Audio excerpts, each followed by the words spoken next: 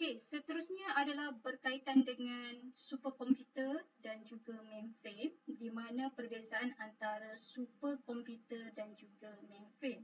Di mana superkomputer ni direka untuk melaksanakan beberapa program dengan cepatlah, dan mainframe pula adalah direka untuk mengendalikan banyak program, many programs di running pada masa yang serentak, pada masa yang sama, tetapi dalam keadaan yang slower lah, keadaan yang perlahan.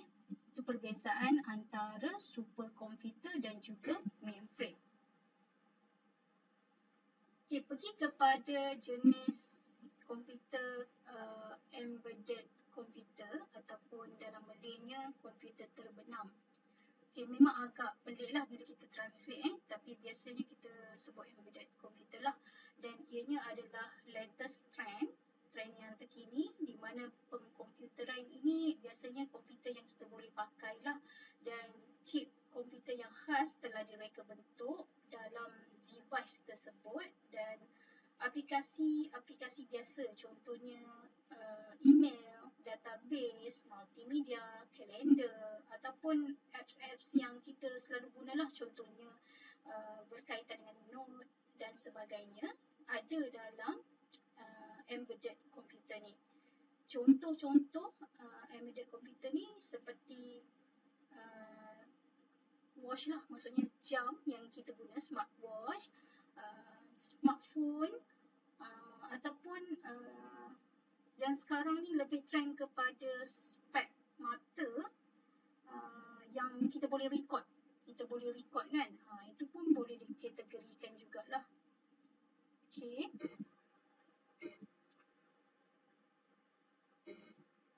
Okay, kita pergi kepada yang seterusnya, iaitu fungsi 4 major function, empat fungsi utama komputer, di mana komputer ni dia ada 4 fungsi, iaitu input, proses, output dan juga storage. Okay, kita tengok dulu berkaitan dengan input, di mana komputer ni dia tak boleh dapat arahan daripada pengguna tanpa adanya input device. Contohnya kalau korang nak buat sesuatu assignment, korang menggunakan software Office, Words. Jadi untuk memberi arahan kepada komputer untuk menyiapkan tugasan, korang perlu ada keyboard, korang perlu ada mouse. Korang maybe kena guna stylus ataupun pen yang touchscreen dan sebagainya kan. Jadi ini di bawah kategori input device, iaitu contohnya mikrofon untuk kita record audio, kita nak scan dokumen, kita guna scanner, kita nak snap gambar, picture, kita guna digital camera dan sebagainya lah. Ini di bawah kategori input device. Okay, ini adalah keyboard lah, keyboard. Dan keyboard ni dia ada 2 kategori, iaitu Dvorak dan juga QWERTY. Okay, jadi dia ada perbezaan lah, di mana kalau Dvorak ni ianya adalah common key, ataupun yang lama punya jenis keyboard lah, dan ianya mengurangkan renggangan jarak jari. Itu didesain susunan alfabet tu macam tu. Dia ada sebab dah dulu-dulu pun dah terhasil macam tu. Dia orang dah buat kajian lah pergerakan jari macam mana yang memudahkan kiri dan kanan. Jadi jenis keyboard yang kedua adalah QWERTY. Kenapa QWERTY kita bagi nama? Di mana sebab susunan dia berbeza dengan keyboard yang version lama ni. Version baru kebanyakannya menggunakan QWERTY lah. Korang boleh semak korang punya laptop tu majoriti menggunakan QWERTY ni. Dan reka letak dia pun dicipta adalah untuk memudahkan pengguna lah menaik macam lebih kurang mesin type lah, dan ianya bertujuan untuk memperlahankan typist, jurutype ni, untuk mengelakkan typing error lah ataupun jamming pada kita punya typing tu. Dan susun atau QWERTY ni ianya kurang cekap dan kurang pantas lah untuk kita menaik berbanding dengan Dvorak ni lah. Tapi ia ada sebab lah kenapa macam tu Okey, dan ini adalah salah satu lagi jenis keyboard iaitu Visual Laser Keyboard, dan ini pun ada dijual di pasaran Kalau korang nak beli boleh je survey dekat Shopee, Lazada dan sebagainya lah. Dan Visual Laser Keyboard ni dia menggunakan kekunci QWERTY, dan biasanya bila kita pancarkan, kita on, dia akan keluar visual keyboard lah dekat kita punya permukaan lah yang kita pancarkan tu Jadi dia menggunakan Bluetooth teknologi. Okey, pergi kepada input device yang seterusnya iaitu jenis-jenis mouse, di mana permulaan kita menggunakan adalah rollerball mouse. Kalau pernah guna dulu dekat makmal komputer sekolah kan ada mouse yang ada berbola kat belakang dia.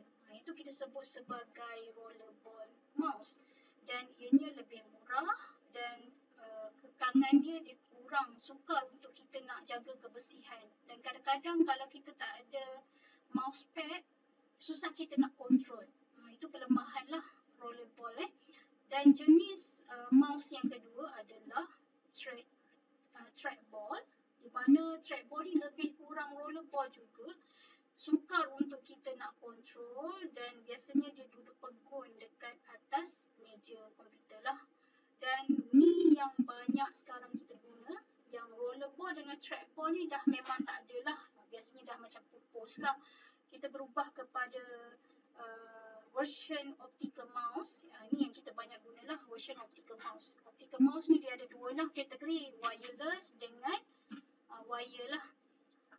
Okey, ianya tidak memerlukan mousepad, dan ianya tidak memerlukan kita nak memastikan kebersihan dan sebagainya sebab dia menggunakan optical.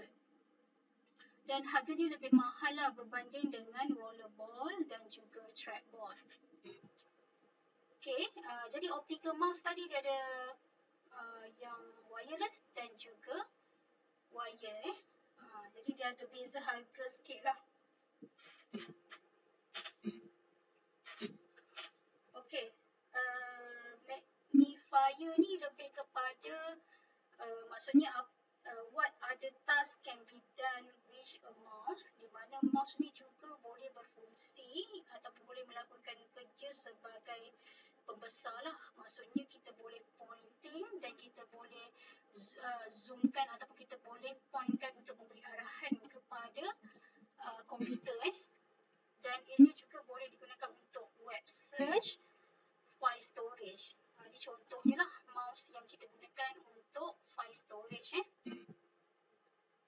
Okey, ada input device, lain-lain output device, contohnya touchpad, joystick, ini joystick joystick, touchscreen, smart pen, webcam, scanner dan sebagainya lah. Itu pun dikategorikan sebagai input